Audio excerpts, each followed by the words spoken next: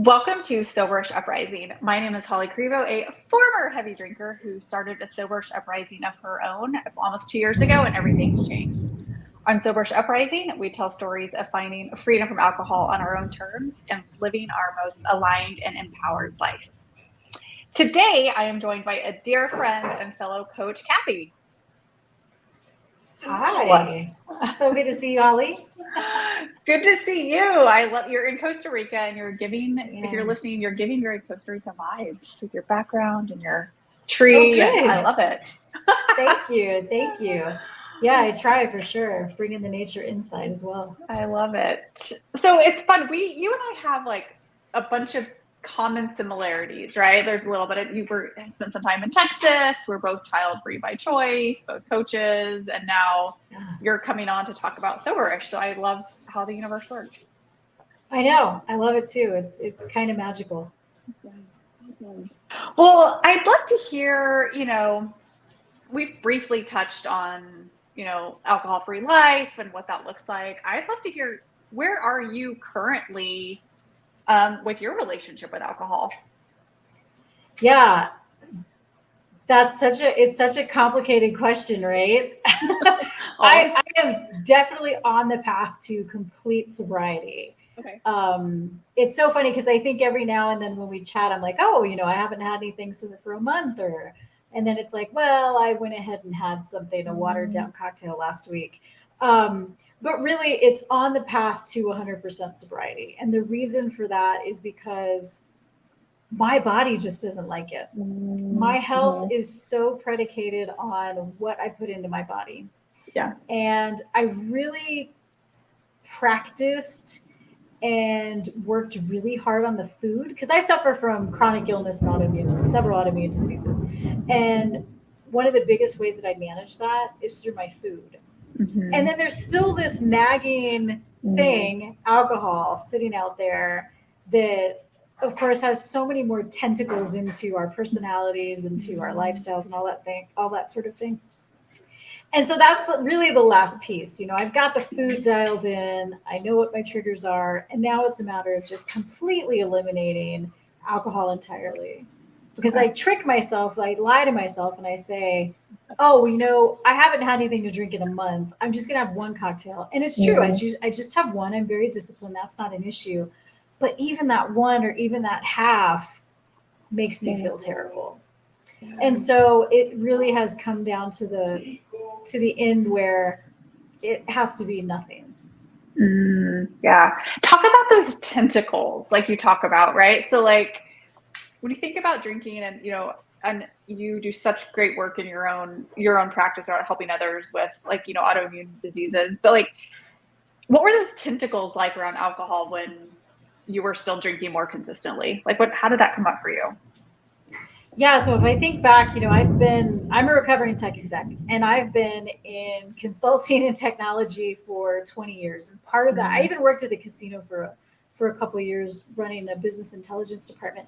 And one of the things that is consistent through all of that experience in my career is this pervasive environment of drinking. And it's, partying, drinking, hey, when we travel for business, we're spending our expenses on bottles of wine, on cocktails, on going out and staying up late. And it was just the environment. That's what we did, and I fooled myself into believing that there was no other way. I fooled myself into believing that, if I'm going to be a consultant, if I'm going to be doing X, Y, or Z, then of course, I have to have a bottle of wine at dinner. I have to go out and take my clients and entertain them with scotch tasting. And of course, I'm going to do it with them, all of these things. And so that was one of the things that was always in the background. It was just this background radiation of, hey, this is just what we do. This is what this environment looks like. And if you want to fit in and you want to belong, this is what it takes. Yeah. And so there's that belonging, of course, that I know many of your guests have talked about, and you've talked about extensively. There's the belonging. There is feeling included, feeling like, I'm up for a party. I'm fun because drinking equals fun, right? And if you don't drink, then you're a bummer or a prude or whatever, right? Fill in your adjective. And so that was really a big driver. You know, it was the social norms, the feeling of belonging, you know, and this idea that, oh, I'm much more fun. Like I have more fun because I'm less inhibited and all of these things. Yeah. Which that's a whole other can of worms. And then you stop, you're like, maybe I wasn't more fun. Yeah. I'm like, well, I definitely got angrier. Or I got mouthier. I got mouthier, definitely. On occasion more affectionate. It's just pick your poison. Well, and like talking about that, right? That belonging, that inclusivity, the social norms, and especially like we talked, you know, in industries where that is normal. Yeah. It's hard to say no, right? Yes. Like, because other things, it may not be true, but we can start to feel like, oh, is my promotion not directly tied, but like, will I not have this relationship with this person? Does that stop me from climbing up the ladder? So yeah, those tentacles can suck into you very easily. Yeah, absolutely. And they're hooks, right? They're hooks and they dig deep, you know, and you think about, well, I'm going to go take my clients out. I'm going to entertain my clients. And then your clients, maybe they never get to travel except when they come to see you. Yeah. And then you want to show them a good time and make them have, you know, let them have fun and let loose and that sort of thing. And then next thing you know, you're stumbling into your hotel room at 4 a.m. and it's just not a good situation. When was the first time that you kind of had that thought or that inkling of like, maybe this is not for me? I had it all the time. Yeah. I can't even, I would love to say there was a first time that I ever noticed it, but I think it was, you know, I remember my first role as a consultant where I was on the road a lot. Our pattern was we would work really hard all day, maybe 10, 12, 13-hour days. And then we would go to dinner and we would not get drunk per se, but we'd let loose, if you will. We'd relax and drink the stress away, if you will. And waking up the next day at 5 a.m. or 6 a.m. to get back into the client's office was just exhausting. And, you know, I was in my early 30s when this really started amping up for me. And back then it wasn't as hard. And as we get older, it gets harder and harder, of course, you know, like one drink becomes a 3-day hangover, you know. But even then, you know, I was still tolerating the lack of sleep and the booze. And so I would wake up not feeling great. And I'd say, ugh, I can't drink tomorrow night because I just feel terrible. I feel nauseous. And then, you know, you get back to dinner and you'd be like, okay, I'm going to have a glass of wine with y'all. One won't hurt. It'll be fine, you know, and then one becomes 2. And even if I stopped at 2, I'd still feel terrible the next morning because I also hadn't slept. Yeah. Or I was really stressed out at work because it was a really stressful job.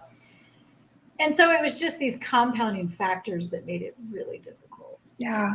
Well, and how much we just accept that that's just kind of the norm, right? You're like, well, I'm just going to drink too much and then I'm going to feel like shit. And then I'm going to go on my day and I'll probably have to do it again. And then when I get home, I'll recover. Yes, exactly. And I would, right? I would until the next weekend or whatever the next event was. Yeah. Well, tell me a little bit about that. You said, you know, you said you're like, oh, I'm on my way to sobriety, but then like I had a watered down cocktail, right? Like, how do you, like, when you think about having that watered down cocktail, like, do you feel I sensed a little bit of like guilt saying that. Is there guilt in there? Yeah. Tell me about that. Absolutely. Yeah. I think this will probably go really deep.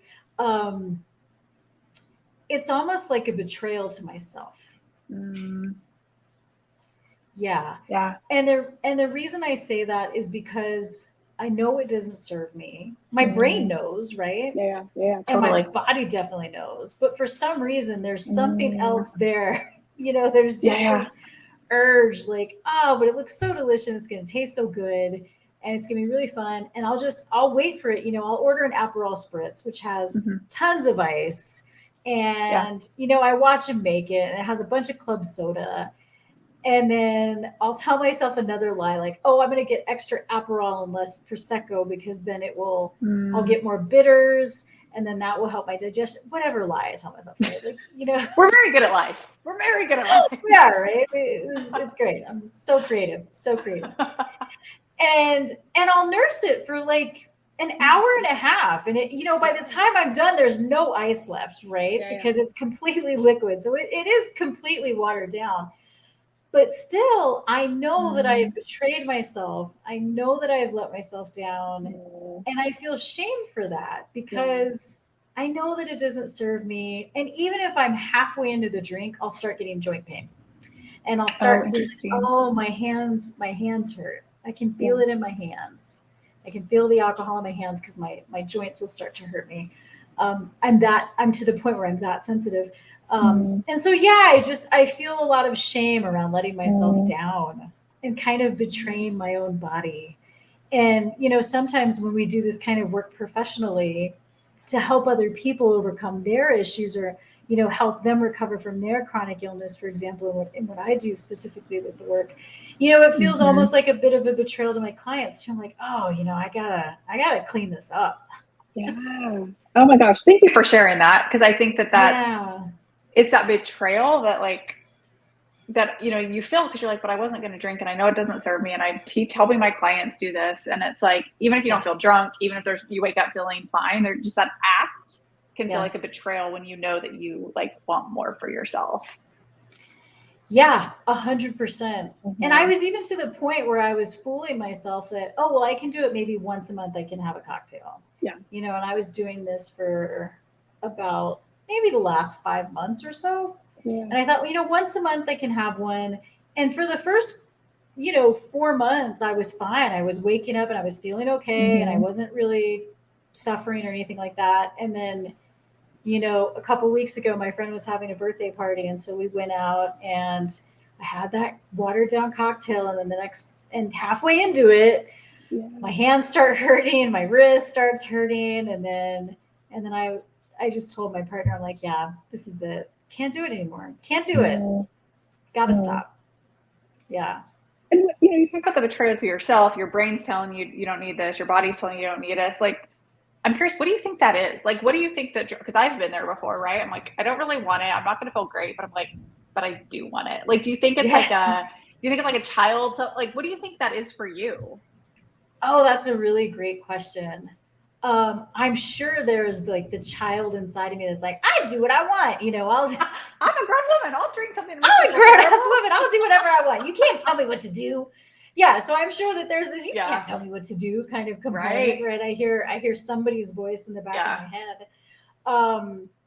And I think there's gotta be some kind of dopamine rush with it, right? Yeah. You know, there's definitely something that's happening with you know the neurotransmitters when you take that drink, and it's somehow stronger than the pain sensors, you know, the pain that I know I'm gonna feel very shortly, and but still I think that dopamine rush that my brain's like, let's, you know, like part of me, it's not even my brain, right? It's got to be my lizard brain that's like, let's get that little hit. You know, let's get that little taste of Aperol or whatever it is. Yes. And then, you know, and then it overrides the rest of the sensors. Yeah. It's very easy to do sometimes too, right? Until you but what I'm hearing too is that you got to a point where, and I love your awareness, Cathy. Like, it's such good awareness to be like, okay, maybe I'll feel bad, but I'm still going to have this drink. Oh, yeah. In fact, like, that's really good awareness. Yes. I did a whole blog post on this. I call it Elective Pain. And it's, hey, I know this is going to hurt, but I'm going to make this choice to do it anyways because the ROI on it is better for me. Like, the joy I'm going to get from this is still going to be more than the level of pain I'm going to have. So I'm going to elect to have this pain. I'm going to choose this pain over something else. Oh, interesting. Okay. Do you have other areas in your life you do that? Not really anymore. I think, I mean, occasionally with food for sure. Definitely with food on occasion. But that's more, I mean, it's so funny because when I think about the food choices that I make where I elect pain, it's the kind of situation where I say, I'm going to have this gluten-free bread that I think might have eggs in it and see what happens, right? Versus I'm going to trust that they said it was gluten-free and vegan bread because I'm allergic to eggs, and I'm mildly allergic, but there's pain associated with it, and so I'm like, well, I'm just gonna play dumb. I'm just gonna play dumb, and I'm gonna eat this because the bread is gonna be so delicious. So I'll make those kinds of exchanges. Yeah, that's so fascinating too. That piece of like the lies we tell ourselves, right? Like, yes, I talk about a lot, like the lies that I would tell myself were like, oh, it's not that bad. You're not drinking that much. Like, if you had a problem, you couldn't get up and go work out and start a coaching business and do all these things, right? Like that, and then inside, I was like, yeah, but this is really hard. You're making this so much harder than it needs to be. Exactly. Right? We're creating this friction that doesn't need to be there. Yeah. That elective pain, that elective friction. I love that like that thought of like, and then sometimes we do choose to do that, right? Like if I eat fried food, I'm not going to feel great, but sometimes like fried okra's on my plate and I'm like, let's go. Yeah, we're going to do this. We're going to do this thing. I'm doing it. Yeah. Well, I think I'm going to have a lot with drinking. Oh, absolutely. Absolutely. I don't know anybody. I've yet to meet this person that says to me, I'm going to feel great after I have this cocktail. So I'm going to have this cocktail. Yeah. Like I've never met that person. Maybe they're out there, but I'm sure I have not met them. And won't admit to it. Right. Exactly. Exactly. Yeah, exactly. So tell me, I'm curious, like you're in Costa Rica. What is the drinking culture like there? It depends. It depends on the age. It depends on where you go. Binge drinking isn't something that I see. And it could be, it could just be where I'm at in the world. It could be because I'm not going to those bars where the kids are at. Right. Because I take that back because the legal drinking age is 18 here. Okay. And you go to clubs and you'll see 15-year-old kids in there, right? And they'll be getting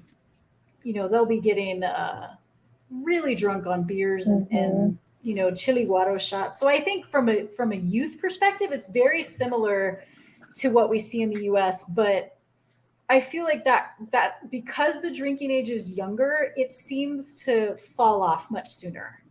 Okay.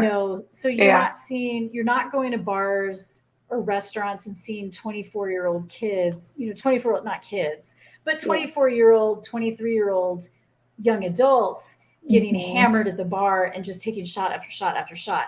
You see that more with the immigrants and the expats that you see here, Yeah. So if you go to the beaches and things like that, it's not the locals that are doing that really. It's the foreigners. Interesting. So I think it's definitely different in my observation. And again, it just depends on where you go. Day drinking is a thing like in the US, brunch. Unlimited mimosas are kind of catching on, but it's slower to adopt. But the usual. Yeah. Oh. Well, and tell me a little. So you have this physical, like you feel in your like fingers almost immediately. So like that makes sense. So like, what does alcohol do to you like mentally, or what has it like? What is the effects when you drink mentally? Yeah. So now because my intake is so low, I'm a real lightweight. I'm a quick drunk. Because I nurse a cocktail for so long now. I mean, I loosen up a little bit, but it's not like when I was younger. It's not like when I was drinking a lot. I don't get really mouthy like I used to. I definitely don't like to pick fights. That was a thing that I used to like to do when, back in the day when I was married. That was definitely a catalyst. I would drink and then I would pick a fight and say the things that I didn't want to say when I was sober. Right. Then you get to blame it on too much wine or too many cocktails. Too much wine. Oh, too much wine. Yeah. Always too much wine. Yeah. Yeah. So now it's just, I feel like the impact on me now, take away the pain, the mental impact and the social impact to me is I feel like at a healthy level now. It's like, I drink one glass over an hour, hour and a half, 2 hours, and then I'm normal. I'm not agitated. And it's more like drinking. It's more like I'll say the ceremony of drinking a nice cup of tea or coffee, right? It's a healthy relationship. That doesn't mean that I should do it. And I'm not saying that I'm going to, but the relationship that I have now with alcohol from a physical perspective and how I behave is much more healthy than it was 3, 5, 10 years ago. What a great insight too, to say this is a healthy relationship and it still doesn't serve me. Yeah. Right. Those can both exist. Just because it's healthy, it's not maybe a factor. You're not having to put a lot of work into it, but that still doesn't mean it's something that like fuels your life. Exactly. And that's a hard distinction for me to make because I don't want to necessarily condone is not the right word. I don't want to say that it's a good thing because for me it's not at all. But I wish my behavior and my relationship with it now, where I can have a cocktail and nurse it for 2 hours sitting in front of me. I wish I had that capability 10 years ago because it would have dramatically changed things for me. I would have made better decisions, probably would have had better relationships. Yeah. No, that makes a lot of, that kind of. So what do you think got you there? What did you get from somebody, 10 years ago who maybe wasn't as I don't know if unhealthy is the right word, but wasn't where it was serving you to like now, like, what do you think was helpful for you to transition?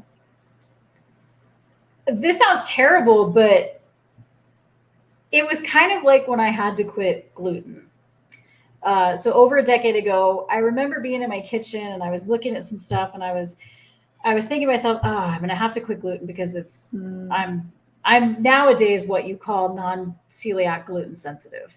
Okay. And so it's not celiac, but I still have issues that come from it. And I have really, really strong reactions to it. So it's out of my life forever. But I remember before I sat in my kitchen and I said, I wish I could just get some kind of diagnosis and then I would have to quit gluten. Careful what you wish for. Yeah. Because then came that diagnosis.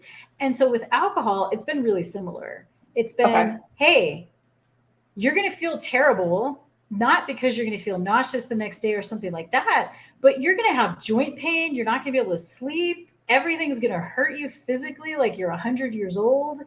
So you just need to quit. Yeah. And so it became, I had to have a forcing function. I really needed a forcing function as much as it pains me to say that and admit that. Yeah. You do coaching, I do coaching. Like, don't you think that's the only time we change though? I don't think it's the only time we change. I think it's one of the more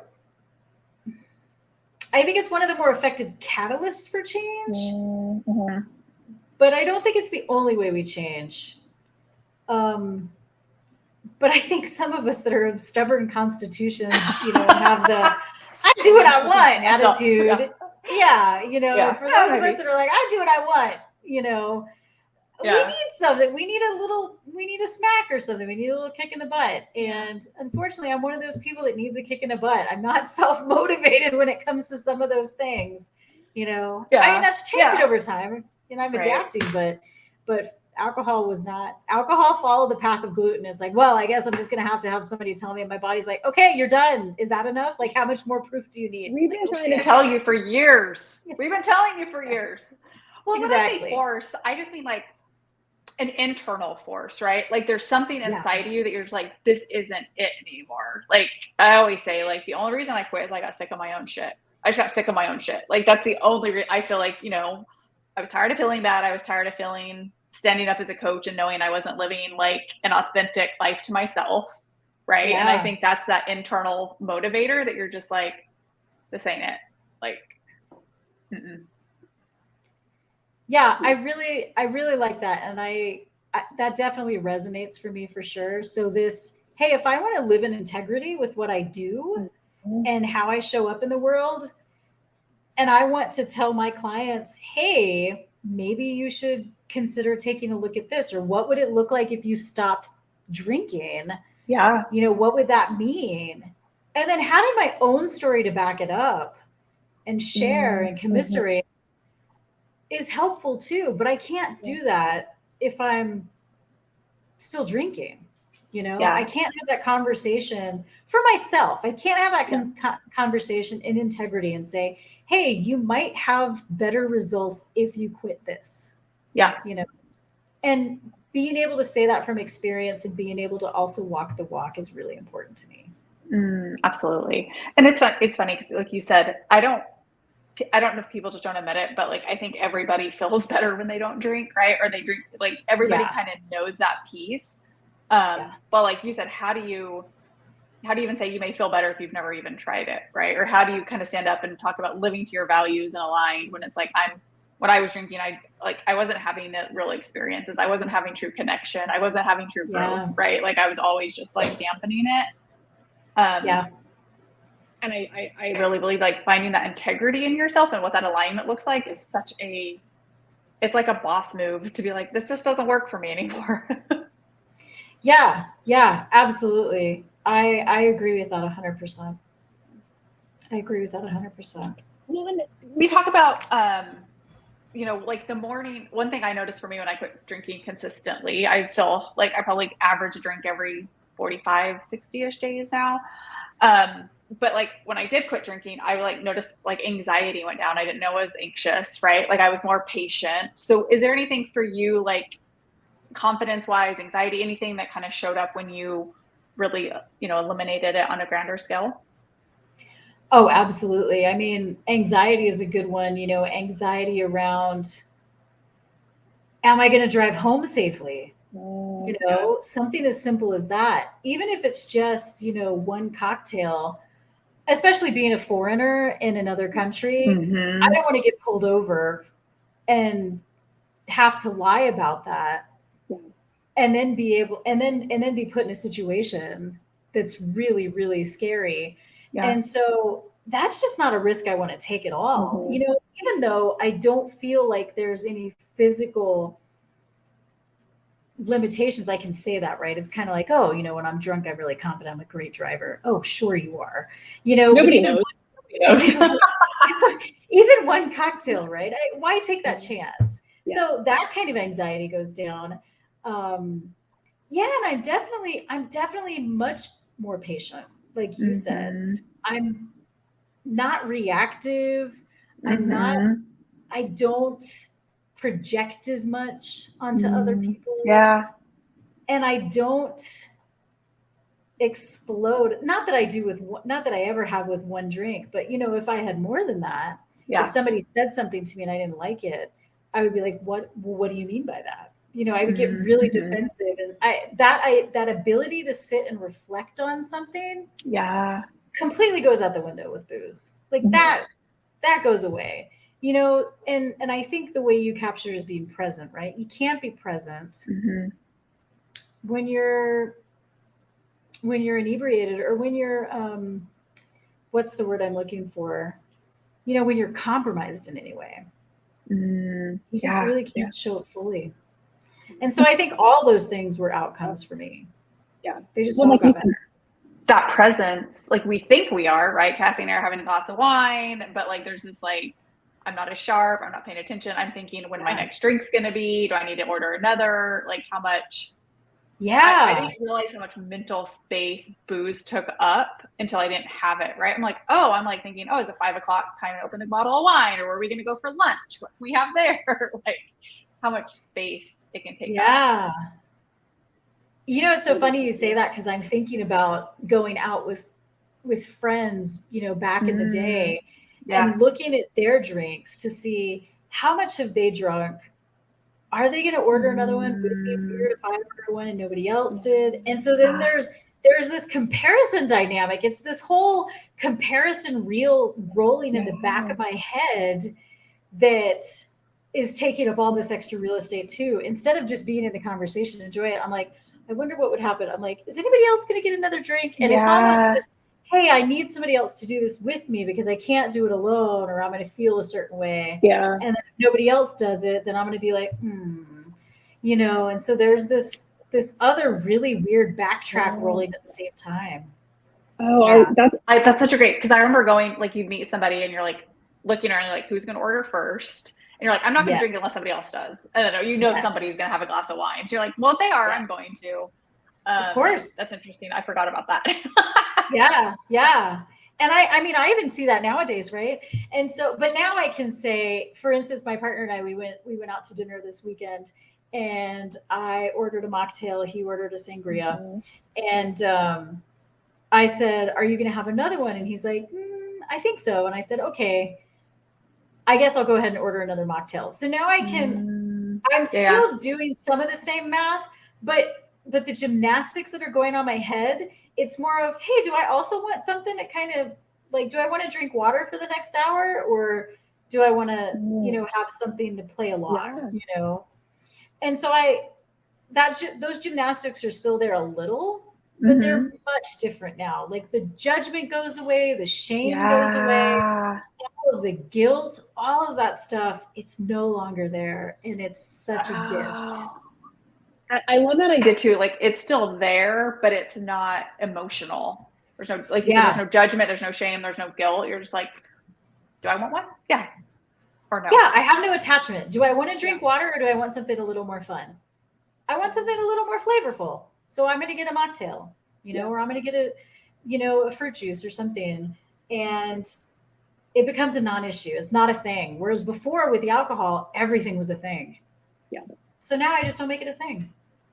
Don't make it a thing. Don't make it a thing.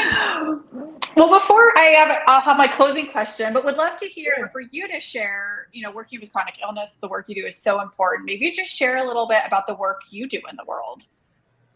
Yeah, absolutely. Thank you for that. I appreciate the opportunity. So what I do is with Pomona Wellness, we are a health and wellness company, and I work with high achievers. Being from the tech space, those are where a lot of my clients come from, but high achievers that are struggling from autoimmune disease and chronic illness and still want to be high achievers, but not kill themselves in the process. And so those are really the folks that I help, folks that are trying to balance, hey, how do I still live a really rich, ambitious, excitement-filled life without letting my chronic illness get in the way of that or hold me back? Yeah. And so it's helping clients find that balance. And it's through a number of different things. It's from working in cooperation with their medical team, it's coaching one-on-one, it's group coaching. And also as an energetic healer, I occasionally bring Reiki into the mix. Oh, cool. So it really just depends on what my clients are needing. We build programs that are specifically designed for what's gonna help them most and what outcomes they're looking to achieve. It's such important work, and I love following you. So we'll put how to keep track of you, and especially if you're somebody that is in that space, please check Cathy out. She is a phenomenal coach and healer. And before we wrap up, I have two questions for you. One, if somebody is listening and they are maybe in the space you were, right? Like my job requires it, it's part of my social circle, but I'm like curious, how do I change this? What's maybe one tip of advice or maybe a word of inspiration you could share with them? Yeah, I think one of the questions that I would ask myself is, what story am I telling myself? And is that really true? And just really reflecting on the answer to those questions. Because I think if I would have really truthfully asked myself those questions and answered them honestly, things would have been different for me. It's not believing the lies. Yeah. Right? Yeah. Absolutely. And then what does soberish mean to you? Yeah, soberish. That I think is, I feel like, soberish almost seems like a vacillation between being completely sober and having a drink every now and then, having some kind of alcohol every now and then. That's what it is for me. But it's that definition is evolving, because right now I feel soberish on a path to complete sobriety. Thank you for sharing that. That's wonderful. On the path to complete sobriety. Well, Cathy, thank you so My much for pleasure. joining me. Thank you for everyone tuning in. Please share with a friend. Please give a review and be sure to follow Cathy and myself on the social medias.